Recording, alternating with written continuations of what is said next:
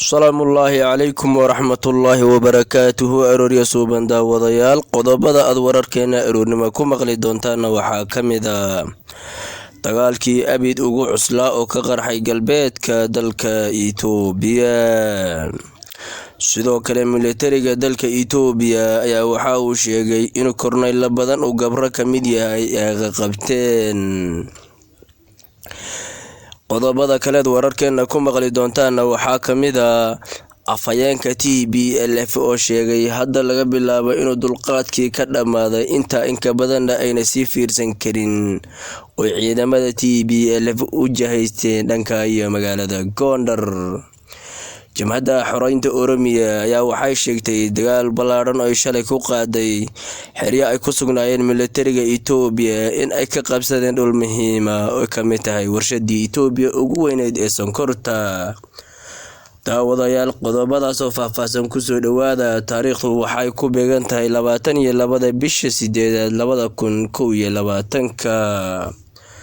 haddaynu u guda galo wararkeenii oo faahfaahsan.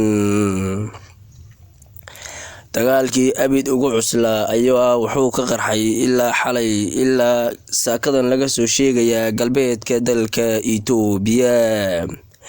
ciidamada federaalka iyo huwantooda la socota ayaa waxay dagaalo xoogan ku qaadeen goobo ay ku sugnaayeen kooxda TPLF.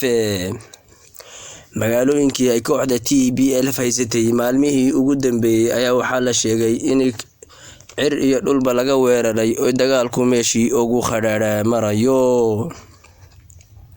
sidoo kale kooxda TPLF ayaa waxa ay sheegatay inay jabisay ciidamadii soo weeraray ee huwanta ahaa, guul darrana ay kala qaxeen meeshaasi.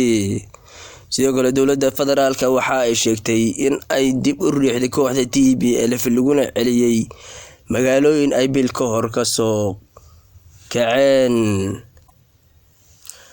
sidoo kale militariga dalka Itoobiya ayaa waxa uu sheegay in uu ka qabtay korneyl badan uu ka mid yahay nin lagu magacaabo Korneyl Gabre. militariga Itoobiya oo maalmihii hore lagu eedeyn jiray inuu la shaqeyn jiray TPLF una markastana guul darro la kulmi jiray ayaa ilaa shalay waxaa la soo sheegayaa inuu guulo badan gaadhay. guulaha badana uu gaaray militariga dalka Itoobiya ayaa waxa uu ku soo beegmayaa xilli uu ra'iisul wasaaraha dalka Itoobiya booqasho gaaban oo usbuucii la soo dhaafay ku gaaray dalka Turkiga uu dib ugu soo laabtay dalka. dad badan ayaa waxa ay filayeen mar hadduu ra'iisul wasaaruhu dalka Turkiga aaday caawimaad militarina ka dalbaday in uu militariga Itoobiya haddii wixii ka dambeeya guulo badan laga filan karo. sidoo kale militariga ayaa xalay wuxuu soo bandhigay sawirro badan oo ku sheegay saraakiil laga qabtay TPLF. militariga ayaa waxa uu yiri dagaalka waan sii wadi doonaa, TPLF-na waan ka sifayn doonaa meelaha ay kaga siin gobolka Axmaarada. sidoo kale TPLF ayaa waxa ay sheegtay inay militariga cagta marisay qaqabatayna waxa ay sheeganayaan inuu waxba ka jirin. guulaha militariga ayaa dad badan oo ka mid ah dalka Itoobiya ay ku farxayaan haba ugu horeyso qoomiyadda Axmaarada. qoomiyadda Axmaarada ayaa waxa ay sheegaysaa jaaniskii ugu ballaanay adduunka soo mara ee dalkan Itoobiya ay ku lahayd inuu hadda ahaa, hase yeeshee ay caqabad ku noqotay kooxda TPLF oon cidna u ogolayn inay dalkani maamusho ilaa ayada mooyeene. sidoo kale afhayeenka TPLF ayaa waxa uu sheegay in amar buuxa lagu bixinayo inay ciidamada TPLF ay shaqadooda qabsadaan. afhayeenka TPLF ayaa waxa uu sheegay inuu dulqaadkii ka dhamaaday maamulka Tigrayga in ka badanna inay dowladda Itoobiya sii fiirsanaynin maadaama ay in badan u soo bandhigeen dowladda Itoobiya qodobo ama heshiis lagu badbaadin karo dalka Itoobiya. dowladda Itoobiyana ay dhagaha ka xidhatay. afhayeenka ayaa waxa uu sheegay in magaalada Gabaad lagu yaqaan la dhaho ay ciidankoodu ka ruqaansadeen xagga iyo galbeedka magaalada Gondar.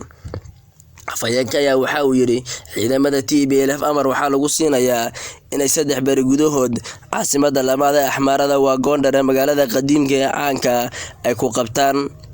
inta wixii ka dambeeyana wadada weyn ee Harwayga ee xagga galbeedka Itoobiya ka baxda ee caasimadda Itoobiya u wajahaysanaysa inay wadada qabtaan. Afhayeenka ayaa waxa uu yiri inta in ka badani waa waqti dhuumayse dalka Itoobiyana dib u noqod weyn bay ku tahay iyo ragaadin colaadeed. Afhayeenka ayaa waxa uu yiri hadduu aqliga saliimka shaqayn waayay annaga ayaa keenayna aqli shaqaynaya. Aqliga shaqaynaya ayaa wuxuu yahay xabad in lagaga dulqaado dalka Itoobiya ama sirta ku habsatay. Sidoo kale afhayeenku waxa uu sheegay guulaha ay sheeganayaan inuu waxba ka jirin oo tahay markasta shacabka la mashquuliyo oo lagu mashquuliyo TPLF waa laga xoreynaya dalka meel fiican buu xaalku marayaa. hase yeeshee waxaad ogaan doontaan buu yiri 3 bari gudahood ama saacadaha soo socda inaan ka soo dhaxal doono dhul muhiim ah oo ka tirsan caasimadda labaad ee Gondar. sidoo kale afhayeenku waxa uu yiri dadka Itoobiya waa inay noo dulqaataan inta aanu ka xoreynayna cadawga maadaama injileedii hore ay ku habsatay. sidoo kale qodobada aad wararkeena ku maqli doontaan waxaa ka mid ah Jamhadda Xoreynta Oromia Liberation Front ayaa waxa ay sheegtay in dagaal xooggan oo la gashay ciidamada Itoobiya maalinimadii shalay ahayd inay ka qabsatay dhul ballaaran. Jamhadda ayaa waxa ay sheegtay magaalooyinka waaweyn ee qabsatay inay ku yaaleen meelo muhiim ah dawladda Itoobiya oo dhaqaale ahaan dawladdu ay ku noolayd. Jamhaddu waxa ay sheegtay inay qabsatay warshadii ugu weyneed dalka Itoobiya ee keeni jirtay sonkorta, warshadaas oo ku taallay gobolka Oromia. sidoo kale Jamhaddan Oromia ayaa waxa ay tahay jamhad qadiimi ah oo markasta dagaal kula jirta dalka Itoobiya inta uu jiray. Oromia ayaa markasta waxa ka qarxa jamhada sheeganaya in ay xoreynayaan shacabka Oromada wax guulo oo ay gaaraan lama sheego. hadda dadku waxay sheegayaan in jamhaddan jamhad ka awood badan ayna gobolka Oromada soo marin. maxaa yeelay jamhaddani waxayba sheeganaysaa inay caasimadda Addis Ababa u jirto ugu yaraan 30 kilomitir waqti kasta oo hatana ay gudaha u gali doonto. hase yeeshee jamhaddan Oromia ayaa waxay iyadu sheegtay inay heshiis military la gashay kooxda TPLF iyadii TPLFna ay yihiin isku hadaf. markasta oo dawladda la ridana dadka ugu horeeya ee dawladnimada Itoobiya hogaaminaya inay ayada tahay. dalka Itoobiya waxa ka jira dagaal culus oo u dhaxeeya huwanay hogaaminaysa dawladda federaalka iyo huwan kale oo ka soo jeeda TPLF iyo mucaaradyo iyadu dabada ka riixayso. daawadayaal intani waxaan idin leenahay taniya kulanti dambe wanaagsan. assalaamu calaykum wa rahmatullaahi wa barakaatuh.